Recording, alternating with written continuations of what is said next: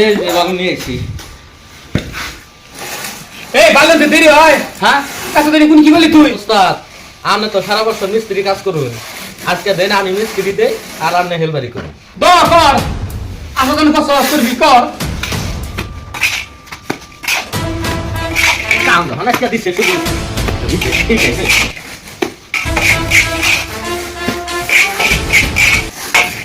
বালু তো ঘুরাইছে, বালু তো ঘুরাইলো কোনো বয়স কে বালু নিয়ে যা। বালন একদম কে কিবা যাই না মু